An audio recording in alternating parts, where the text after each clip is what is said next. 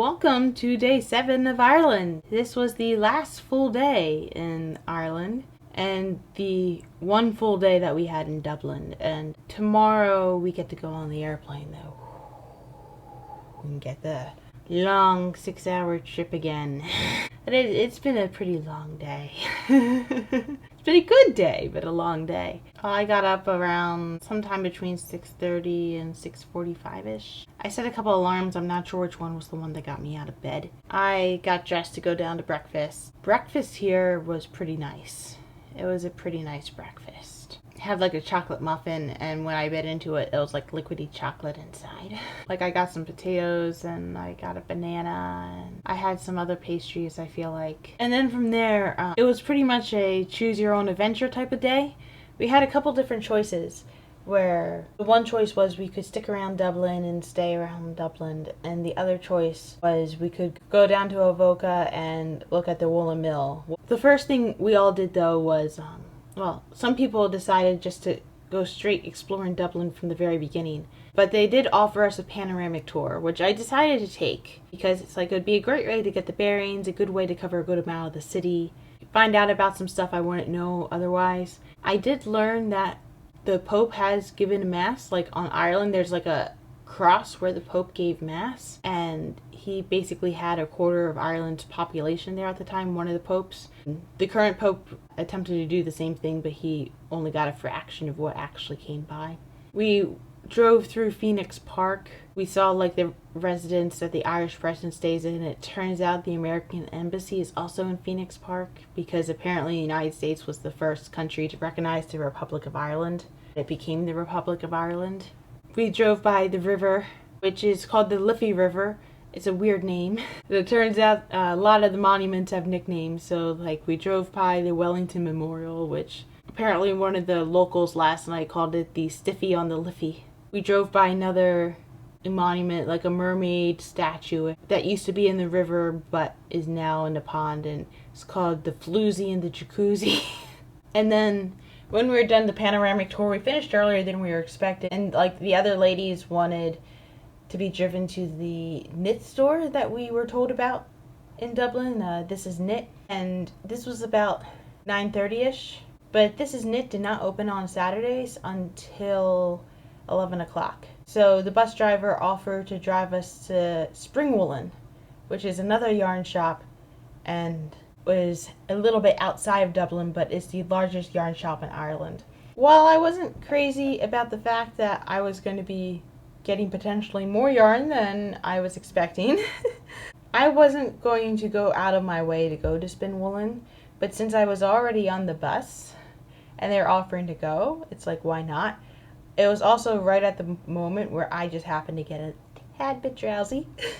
It's like, yeah, I might not absorb things the best right at this particular moment in time. So we drove out to Spring Woolen. It was like 20-ish minutes. Nice short jaunt. It was a pretty small store. We were told we were only going to fit like 10 at a time. I was right at the dividing point, and like the other ladies were like, Becky, you going to buy out the whole store? Like, Becky, you're going to leave them with any yarn? It's like, yeah, I'm going to leave them with the yarn. That was pretty nice. I'm going to go into more detail about it in the yarn video. One of the ladies came back early, and so the rest of the bus was like, Becky, it's your turn. Go into the store. It's like, so she pointed out where the store was, and I was able to go right in and start looking around and whatnot. I did accidentally try to leave without paying, but fortunately they caught me. And I was able to pay them. I would, if I had realized I had not paid for it, I would have felt really bad.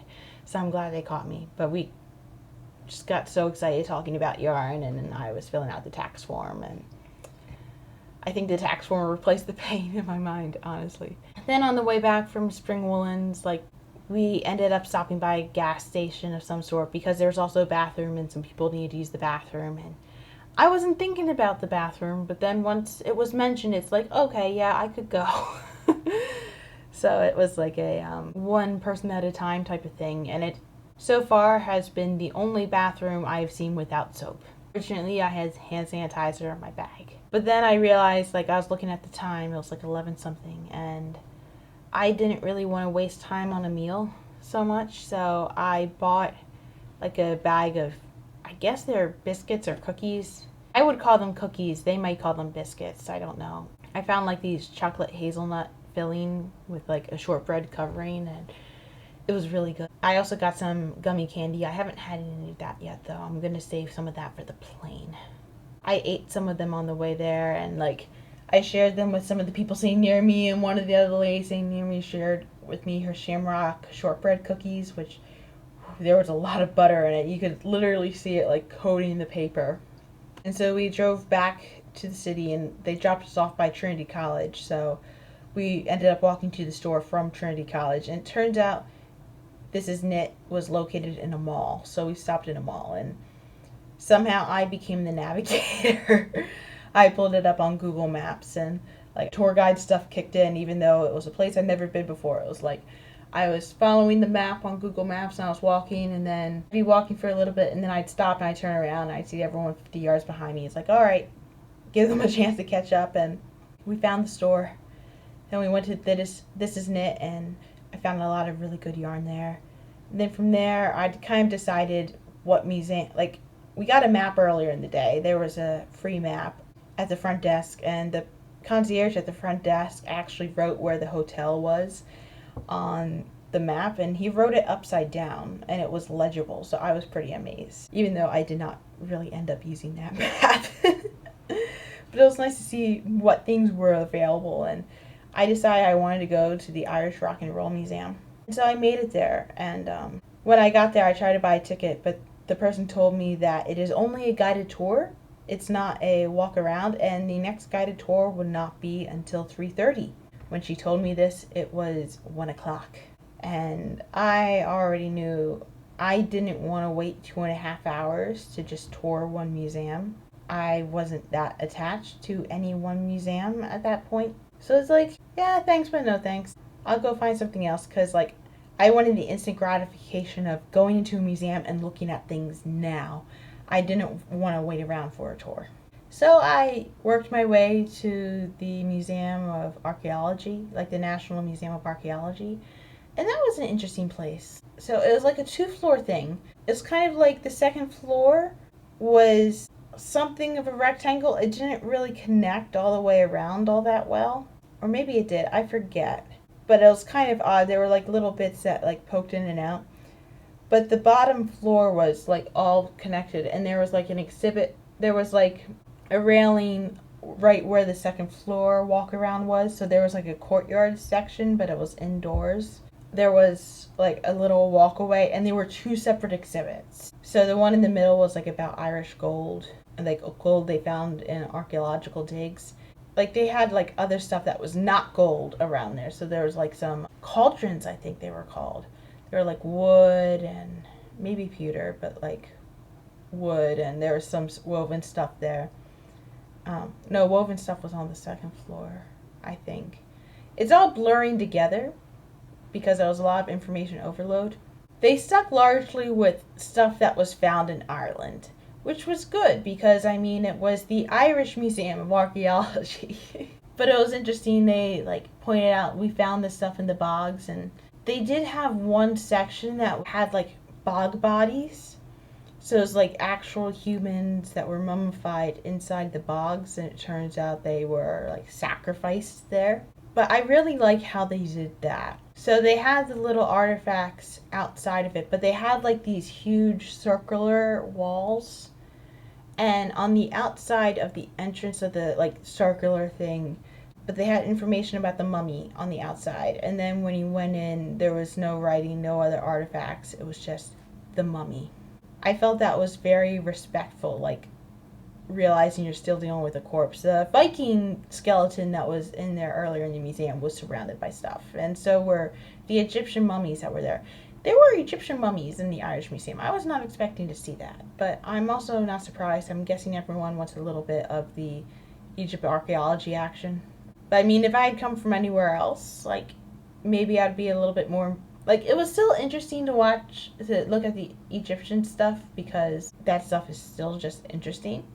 And, like, I can still see a lot of stuff. But outside of Egypt, the 2 places that have the most Egyptian artifacts are, one, the British Museum, But the other one is the Penn Museum of Archaeology in Philadelphia, where I live.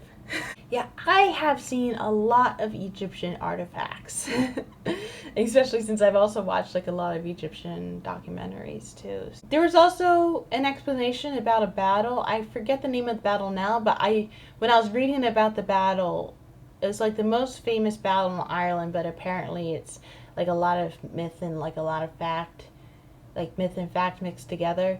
But it's basically the warrior king, like Brian Boa or something like that. It was a battle between like these two kings in Ireland. When I was reading about it, it's like, oh yes, the tour guide told us about this a couple days ago. It was nice to have it reinforced. And like it was interesting to see like the overlap between the Vikings and the Irish people that were here, because at some point they became mingled together, and they did have like a computer database of different names, like 100 Irish names that are apparently common, and that's how I found out my last name is not common in Ireland, because my last name was not there. There weren't too many interactive bits. There was like literally one interactive thing in the museum. Well, outside of audio-visual stuff. I mean, there were lots of videos. Well, not lots of videos, just a couple videos. But there was like one point where they had like Celtic designs on the table, and then they have like black paper. And it was basically a rubbing. So they had like a metal piece and they shoved like a metallic-y chalk thing in there. The texture was smoother than chalk. It might have been like some sort of pastel. So you basically place it on top and you rub it. So I waited for some kids to be done with it, and then I got a piece of paper, and then one of them was missing the chalk, so you couldn't really do that one. But then I ended up rubbing the other one, only to find two kids were coming behind me, and there was only one piece of paper left for them. And I was like, I tried to hand the paper over, but it's like, no, you go. So I did the rubbing, and it was pretty interesting doing the rubbing. Like, it almost felt like I was rubbing metal on metal and getting it on the paper, but I know it's like some sort of chalky thing. It was like this cool metallic-y, like the one I was using was gold. And I did what I wanted to do. Like, I didn't need to take the paper with me, so when one of the little kids was waiting for her sibling to finish up, it's like, here, you can just use the other side of my paper. I'm not going to need it. And the mother was like, are you sure? I was like, yeah, I'm fine. Yeah, I also ended up just answering a little kid unprompted. I'm not sure if it was all right or not, but the parents seemed to appreciate it. So they were wondering if they needed to take pictures if they were allowed to take pictures in the museum. And you are allowed to take pictures in the museum, but it's no flash photography, which is pretty common for a museum like that. Yeah, and the kid was asking, well, why no flash photography? And suddenly I just found myself saying, like, sometimes the light affects the artwork. Like, you'll find things that they'll protect from the sun because the sun can damage them. And also with the flash, if it reflects against the glass, so it helps you get a better picture if you don't use it. Which, to be honest, I was very surprised I butted in like that, but I guess that's a Blarney Stone at work there. It was nice to hear a little kid curious about that too. The one thing that was odd about the museum was it wasn't a very easily flowable museum. Like, it was a little bit awkward to get around, and I did find my way around. And you had to leave through the gift store, which I don't typically look through the gift store, but I did this time, and I decided to get this book. It was like a book of Celtic designs, and it's like how to make the Celtic designs. And I was like taking pictures of a lot of the Celtic designs because I was thinking like, ooh, that could turn into a knitting pattern. That could easily be done with cables, and that might be easier than me trying to decipher stuff on my photos. Oh yeah, before that I went into a Tesco because I'd gotten a drink by then. Like, I was pretty hot. It's pretty hot outside, so I'd seen Tesco's mentioned on the internet. I'd never been in one though, so I was like, well, let's go into one and like let's see what this is all about. And I ended up getting a Ribena. I'd heard about Ribena. It's like this drink. I heard it was like a squash drink. In large amounts, it's sold very concentrated, and then they water it down for kids. Like, apparently every household has Ribena. And it turns out Ribena seems to be the British Isles version of Kool-Aid from the States. It's basically, we had the Kool-Aid, or like drink from concentrate pretty much. So I tried Ribena today. I got a bottle of it, and it was amazing. I was expecting some of it to be bitter. It was not bitter. So I had a good time at the museum. I had I like ate some food on the way out, and I was like, well, like I had a lot of museum bits, but like I kind of hit my limit with the museum, with that one museum. So it's like, let's try to find a suitcase, because I'm holding yarn at this point. Yeah, I'm holding, like, this entire time ever since I left the knit store, I've been holding 2 bags of yarn. So I'm having this constant reminder on my arm of, I need to get a suitcase. I need a way to bring this home. I remember someone mentioned there was a Dunnes store nearby when I was at the knit store, and I was somewhat close to the knit store at that point. So I just typed into Google Maps, and that's how I learned that there is a difference between Dunnes grocery stores and Dunnes department stores, because I found my way to a grocery store first. And it's like, I'm looking around, it's like, no, this is all food. There are no suitcases here. Although before that, I realized I was going to walk by the Little Museum of Dublin, and it's like, well, it's about an hour till they close. Let me go look inside. And I ran into the same problem with the Little Museum of Dublin that I ran into the Irish Rock and Roll Hall of Fame, which is you can't wander in by yourself. It's a guided tour, and they were sold out for that day. And it's like, well, it's my last day. There's really nothing I can do. It's like, I'll just have to come back to Dublin again and actually plan it. It's like, it's my fault for not researching it ahead of time. Yeah, I was very loosey-goosey with it, because if I was not on a tour, if I had planned it for myself, I would have done a lot more research, and I would have given myself more than 1 day in Dublin. I would have given myself at least 3 to 4. Probably 4.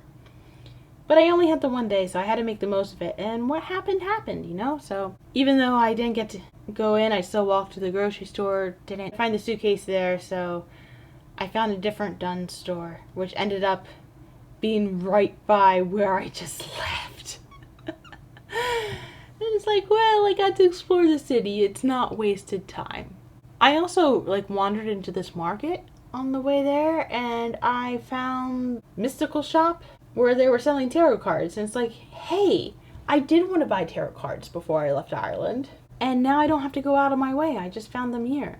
I had almost given up on them at that point, because I just needed the suitcase, and it's like, okay. So I wandered around the store just looking at what was there, and I had to go to the 2nd floor to find the suitcase, and when I found the suitcase, it was like, I knew which one was mine. I knew which one was going to be mine. It's like, I was just looking at the color and the size, and it's like, yep, I'll be able to spot that in the airport. Because I noticed, both with the Vegas trip and with this trip, I realized a lot of suitcases are either blue or black or brown. So my blue suitcase blends in with everybody's, unless, like, the luggage tag is the saving grace. It's like, oh, this is the luggage tag from this. I can see it. But my new suitcase is this lovely mint green color. They call it turquoise. I will be able to spot that most people don't have a suitcase this color, and I will be able to carry the yarn home. From there, I decided to walk to the hotel, because there's not too much sightseeing you can do when you're lugging around a suitcase, yeah. So I started making my way back to the hotel, but it was lackadaisical. It's like, I wasn't in too much of a rush. I was just pulling it along, and it's like, I could have taken a taxi, I could have tried for an Uber or whatnot, but that's no fun. The whole fun of being in a new city is, like, exploring and, like, looking around. So I ended up making my way to the city, which, one of the great things about Dublin, honestly, is the fact that they are very pride friendly. They're very LGBTQ friendly. There were lots of pride flags all over the place. And, like, different types of pride flags. Like, they did have the gay one, but they also had the trans one up, and they had, like, the pan one up, and like the inclusive one that has the black and brown stripe, and it was pretty cool. And like, it wasn't just flags, like some doors were painted that way, which actually Ireland has a couple colorful doors because of Queen Victoria, apparently.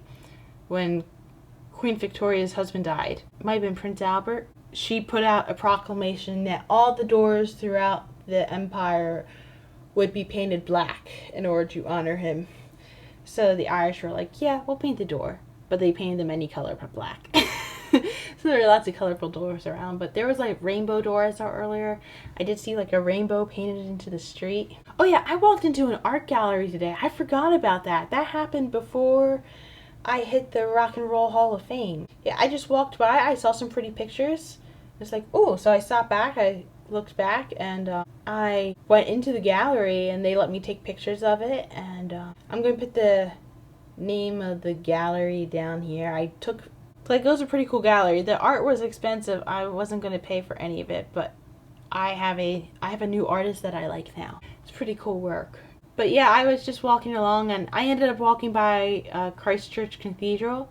So I went down into the actual path near the church, just to walk through the little garden path instead of just sticking to the sidewalk because, hey, why not? And I also ended up stopping by a park. I was wearing a flannel, and the flannel was just soaked through with sweat. So I just ended up having to like sit down at a park, move the flannel down to my waist, and because I didn't really have any more room in my bag at this point, I ended up eating some of the cookies that I still had, and I finished off the Ribena. And then I drank some of the water too. It was really hot. From there, I saw a fancy bridge in the background, and I thought it was the Halfpenny Bridge. And I was really excited to reach the Halfpenny Bridge. But it wasn't until I checked Google Maps to make sure I was going the right direction to realize that, one, it was not the Halfpenny Bridge. It was the James Joyce Bridge. And two, I was walking away from the Halfpenny Bridge. I was like, yeah, I'm not going back now. But I do feel happy about the fact that I saw the Halfpenny Bridge while I was on the panoramic tour earlier in the day, so I didn't miss it completely. Although if I were staying there for longer than a day, I would make an effort to go down to that bridge. I remember learning about it in school. I forget why it was important, but I remember looking at pictures of it, which actually it turns out is one of the most photographed bridges in the world. So it makes sense that I would see a picture of that. And like as I was walking down by the Liffey, I saw a ladder going down to it. Anyway, I made it back to the hotel. I came up to the room, and by this I was just drenched in sweat, so I just took a shower, and I did filming for the yarn bit, and then we had the farewell supper tonight. So the same place that I had supper last night, but this time we weren't trying to rush through it. we were just taking our time and enjoying it. The event was there. So it's like we had less choices on the menu. So I tried this like chickpea curry, and it was a lot milder than I was expecting it to be.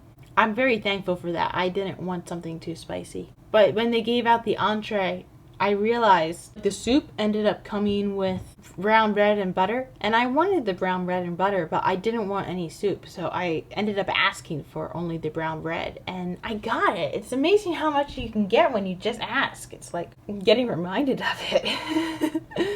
That's something I've been like learning about from these ladies that are here. They're asking for things that I wouldn't even think to ask for. And it's like, oh, that's something we can do. One of the ladies I was sitting next to, she was showing me a lot of the stuff that she made, and it was all pretty cool. Like she had like done some metal work, and she made some felted things, and she'd made some stone walls.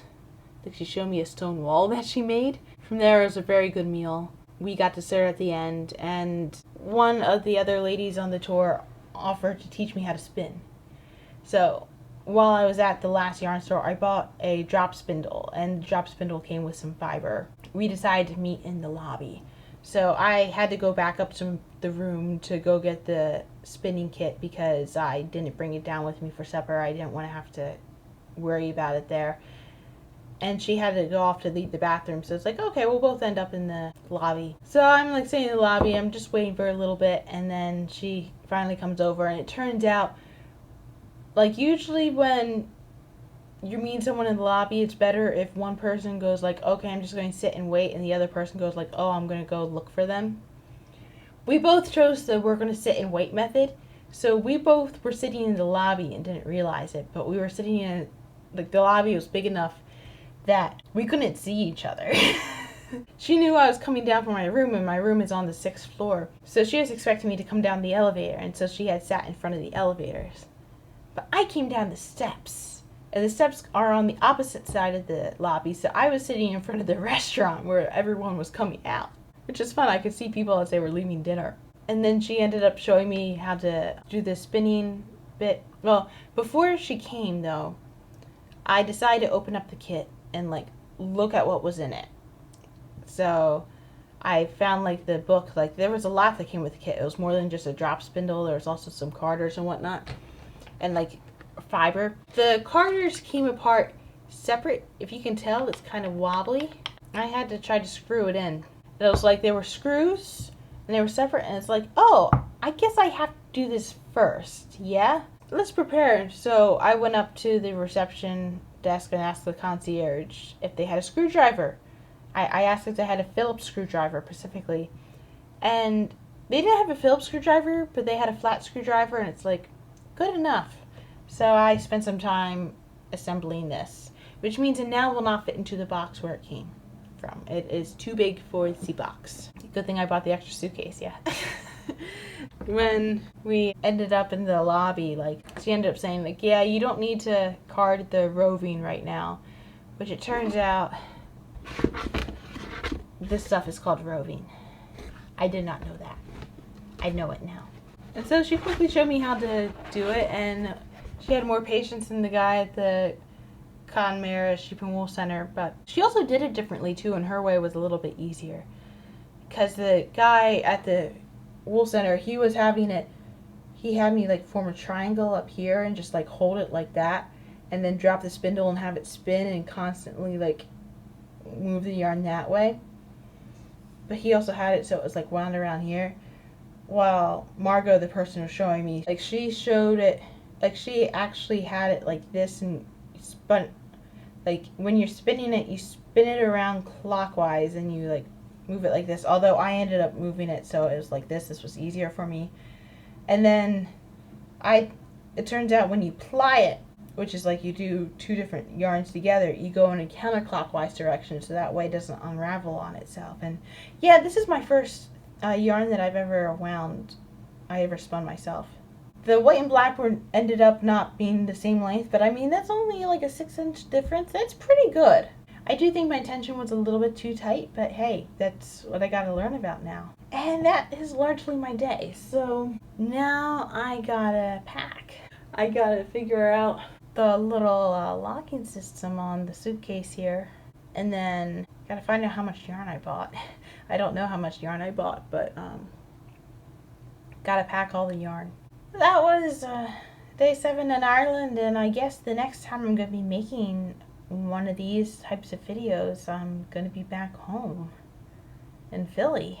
I have no expectation of sleeping on the ride. I'm gonna just try to find whatever movie I see, because if the plane was as uncomfortable going home as it was coming here, I'm not going to sleep.